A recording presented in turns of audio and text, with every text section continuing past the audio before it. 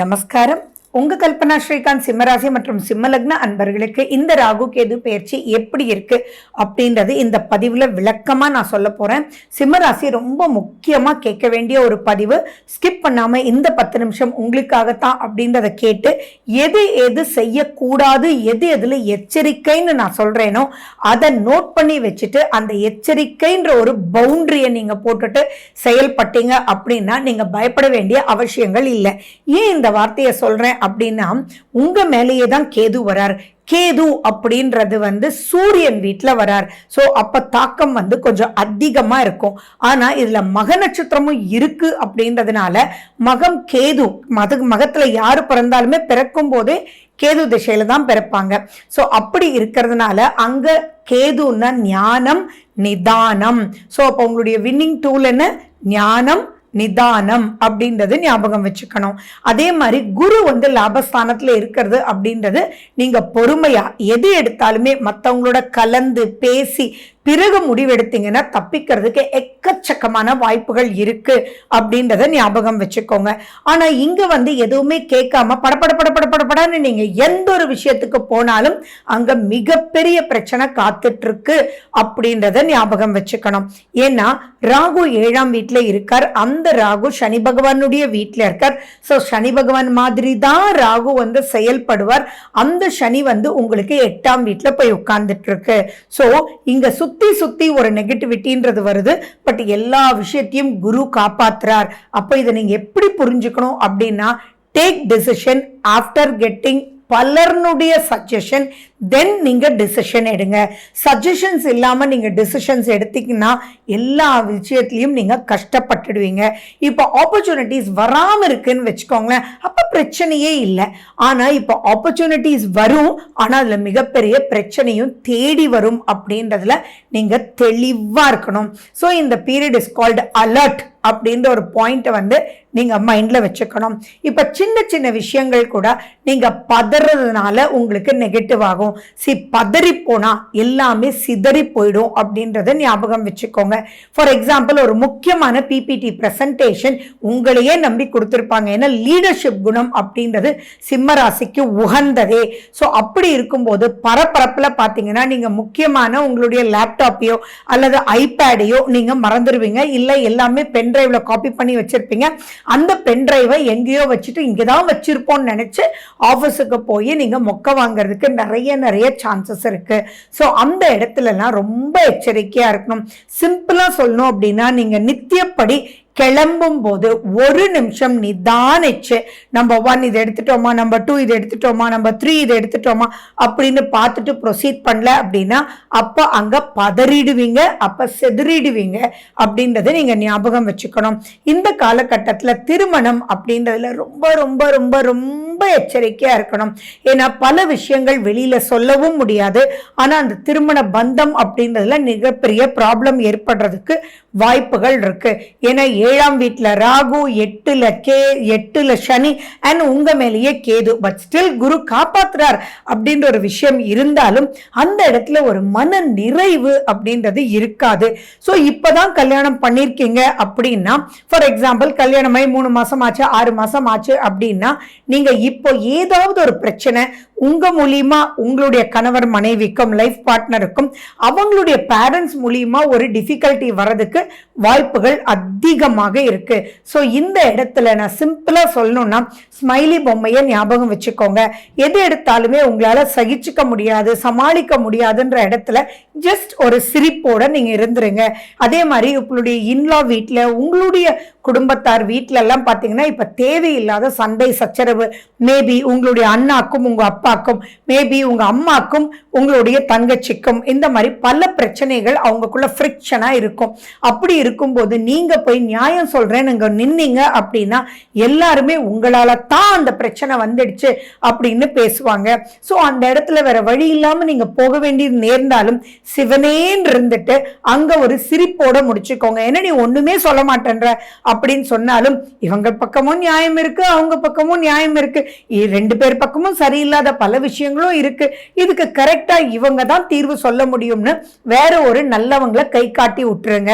அந்த இடத்துல குரு லாபகரமா இருக்கிறதுனால உங்களுக்கு லாபகரமா கை கொடுக்க ஒருத்தர் இருந்தே தீர்வார்ன்றதுல பயம் எந்த விதத்திலையும் தேவையில்லை. அப்ப அந்த இடத்துல நீங்க டிசிஷன் எடுத்து இப்படித்தான் அப்படித்தான் மட்டும் படப்படப்பா போனீங்க அப்படின்னா நிறைய பிரச்சனையை தேடி வீட்டுக்கு கூட்டிட்டு வந்துருவீங்க. அண்ட் திடீர்னு உங்களுக்கு ஈகோ வேலை செய்யும். சரி உனக்கு பணம் தானே கொடுக்கணும், நான் கொடுக்குறேன் அப்படின்னு சொல்லிட்டு கடன் வாங்கி கொடுப்பீங்க. அந்த கடனை ஜென்மத்துக்கு இந்த காலகட்டத்தில் வாங்குற கடன் கட்டி முடிக்க முடியாது. உங்களுக்கே கடன் வாங்கணும் அப்படின்னா தயவு செஞ்சு 10 தடவை யோசிங்க. அப்ப மற்றவங்களுக்காக நீங்க வாங்குனீங்க அப்படின்னா அவங்க ரிட்டர்னே கொடுக்க மாட்டாங்க அப்படின்றது பரவாயில்லையான்னு யோசிச்சுட்டு அப்புறம் ப்ரொசீட் பண்ணுங்க. ஏன் ஒரு 10,000 ரூபாய் உங்ககிட்ட ஒருத்தர் கேட்கிறார், அவர்னால நீங்க லட்சக்கணக்கில் உங்களுக்கு கொடுத்துருக்காங்க அப்படின்னாலும் இப்போ அந்த 10,000 உங்களுக்கு வேண்டான்னா கொடுத்துருங்க. அப்படி இல்லை அப்படின்னா நீங்க கேட்குறீங்க என்கிட்ட அந்த அளவுக்கு இல்லைங்க, இந்தாங்க 5,000 ரூபாய் வச்சுக்கோங்க, நான் திருப்பியே கொடுக்க வேண்டான்னு நீங்க சொல்லி தப்பிக்கிறதா ரொம்ப ரொம்ப இம்பார்ட்டன்ட். அதே மாதிரி ஆரோக்கியத்துல ரொம்ப ரொம்ப எச்சரிக்கையா இருக்கணும். உங்களுடைய முகம் ரொம்ப கேர்ஃபுல்லா நீங்க பார்த்துக்கணும். அலர்ஜி வர்றதுக்கு வாய்ப்புகள் இருக்கு. புது நட்புல ரொம்ப ரொம்ப ரொம்ப எச்சரிக்கையா இருக்கணும். இப்ப தேவையில்லாம உங்களை சீண்டி விடுவாங்க. அதே மாதிரி முகம் தெரியாத நட்பு, இன்னைக்கு ஃபேஸ்புக் ஃப்ரெண்டு, இன்ஸ்டாகிராம் ஃப்ரெண்டு அப்படின்றவங்களாம் உள்ள நுழைஞ்சு உங்களை பிளாக்மெயில் பண்றதுக்கு எக்கச்சக்கமான வாய்ப்புகள் இருக்கு. ஸோ எதுலையுமே சிக்கிட வேண்டாம். ஹேக்கிங் எல்லாம் உங்களுக்கு நடக்கிறதுக்கு ரொம்ப வாய்ப்புகள் இருக்கு. ஸோ எதையுமே அவசரம்ன்ற ஒரு விஷயத்தை இல்லாம இருந்தீங்க அப்படின்னா தெரியாம தொட்டுட்டேன், யாருக்கோ போஸ்ட் பண்ணிட்டேன், அச்சச்சோ நான் இது சொல்லவே இல்லையே அப்படின்றதுல நீங்க மாட்டிக்குவீங்க. சோ எந்த ஒரு சோஷியல் மீடியா கனெக்ட் அப்படின்றத நீங்க எதுல இருந்தாலுமே ஒரு தடவைக்கு பல தடவை நீங்க யோசிச்சு பிறகுதான் அதுல நீங்க இது பண்ணணும். அதே மாதிரி நீங்க புதுசா பாருக்கு போறது, நெகட்டிவான ஒரு ஹேபிட்குள்ள போய் மாட்டிக்கிறதுக்கு இந்த காலகட்டம் ரொம்ப ரொம்ப சான்ஸ் இருக்கு. அதே மாதிரி இப்ப மாட்டிட்டீங்க அப்படின்னா வயிறு சம்பந்தமான பிரச்சனை, அதாவது ஒரு செயின் ஸ்மோக்கரா இருப்பான், அவனுக்கு கூட ஒண்ணுமே வராது. ஆனா இப்போ நீங்க ஏதாவது ஒரு கெட்ட பழக்கத்துக்குள்ள நீங்க போயிட்டீங்க அப்படின்னா வெளியில வரவே முடியாது. அதுல மாட்டிட்டு சிக்கிட்டு தவிப்பீங்க. லங் சம்பந்தமான ப்ராப்ளம்ஸ் ஈஸியா வந்துடும், வயிறு சம்பந்தமான ப்ராப்ளம் வந்துடும், டைஜஷன் சம்பந்தமான ப்ராப்ளம் வந்துடும், சைனஸ் சம்பந்தமான ப்ராப்ளம் வந்துடும். நான் சொல்லிட்டே போலாம். ஆனா இதுல இருந்து எல்லாம் தப்பிக்க முடியுமா அப்படின்னா நிச்சயமா முடியும். ஏன்னா குரு லாபஸ்தானத்துல உங்களுக்கு ஒரு 12 மாசம் இருக்கார். பட் நெக்ஸ்ட் 6 months வந்து ரொம்ப ரொம்ப ரொம்ப ரொம்ப ரொம்ப ரொம்ப கேர்ஃபுல்லா இருக்கணும் அப்படின்றதும், அது எப்படி என்னன்றதுக்கு நீங்க வந்து என்னுடைய சேனலை சப்ஸ்கிரைப் பண்ணி மாதா மாதம் உங்களுக்கு சொல்லக்கூடிய விஷயத்துல நீங்க கான்சென்ட்ரேட் பண்ணி கேட்கும் போது ஆட்டோமேட்டிக்கா அப்லிஃப்ட்மெண்ட் உங்களுக்கு நிச்சயம் வரும். ஏன்னா எதுல மாட்டிக்குவீங்கன்றதை நாங்க சொல்லுவோம். நன்மைகள் பலது இருந்தாலும் அதை கேட்க கேட்க இனிமையானது. பட் மாட்டிக்காம இருக்கிறதுக்கு எதுல அப்படின்னு தெரிஞ்சுக்கிறதா ரொம்ப ரொம்ப முக்கியம். அதே மாதிரி புது காஸ்மெட்டிக்ஸ் வாங்கும் போதும் நீங்க கேர்ஃபுல்லா இருக்கணும். உங்களுக்கு ஒவ்வாம நிறைய விஷயங்கள் வரதுக்கு வாய்ப்புகள் இருக்கு. தினமும் தயவு செஞ்சு நீங்க லூக் வார்ம் மில்க்ல மிளகு பொடியும் மஞ்சள் பொடியும் போட்டு டெய்லி நைட்டு நீங்க குடிச்சிட்டு வர்றது பெரும் நன்மையை கொடுக்கும். ஆம்லா ஜூஸ் உங்களுக்கு ரொம்பவே நல்லது பண்ணும். அண்ட் மேலும் பாத்தீங்கன்னா கருப்பு உளுந்து நிறைய உணவுல நீங்க சேர்த்துக்கோங்க. உளுந்தும் கொள்ளும் நீங்க தானம் கொடுக்கறது மேலும் சிறப்பை கொடுக்கும். பத்தஞ்சலி முனிவர், குரு அப்படின்னா சித்தர்கள் முனிவர்கள்.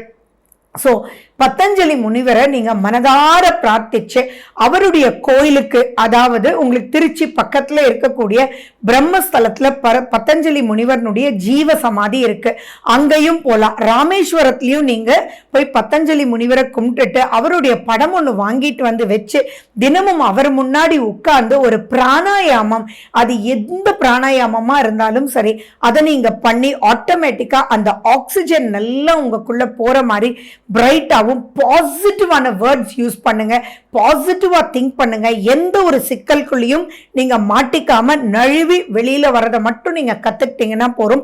இவ்வளவு பெரிய சிக்கல்ல இருந்து வெளியில வர்றதுக்கு இன்னொரு விஷயம் நீங்க பார்த்துக்கணும். சுய ஜாதகத்தில் இருக்கக்கூடிய திசா புத்தி உங்களுக்கு ஃபேவரபிளா இருந்ததுன்னா அந்த அளவுக்கு பயம் இல்லை. அப்படி இல்லை அப்படின்னா சான்சஸ் ரொம்ப ரொம்ப மாட்டிக்கிறதுக்கு வாய்ப்புகள் இருக்கு. உங்க ஹஸ்பண்டை விட்டு பிரிஞ்சு இருக்கிறதுக்கு, உங்க பார்ட்னரை விட்டு பிரிஞ்சு இருக்கிறதுக்கு, நட்பு வட்டாரத்திலிருந்து கொஞ்சம் ஒதுங்கி இருக்கிறது அப்படின்றதெல்லாம் உங்களுக்கு நன்மையை கொடுக்கும். ஸோ அது மனதாரையும் சரி. அண்ட் பாசிட்டிவான விஷயத்துக்காக இப்போ ஒரு PhD பண்றதுக்காக நீங்க வெளியில போய் இருக்கிறதோ செய்யறதோ அது எல்லாமே உங்களுக்கு பாசிட்டிவா தான் அமையும். ஸோ ஒரு தூரமா இருக்கிறதுக்கு பழகிக்கோங்க. நிறைய விஷயத்துல கேர்ஃபுல்லா இருங்க. Last but not the least, படபடப்பு, டக்கு டக்குன்னு இரிட்டேஷன், டக்குன்னு வார்த்தையை விடுறது அப்படின்ற விஷயத்துல கேர்ஃபுல்லா இருந்துட்டீங்கன்னா இந்த காலகட்டத்தை சூப்பரா வின் பண்ணிடலாம். Wish you good luck. வாழ்க வளமுடன். நன்றி, வணக்கம்.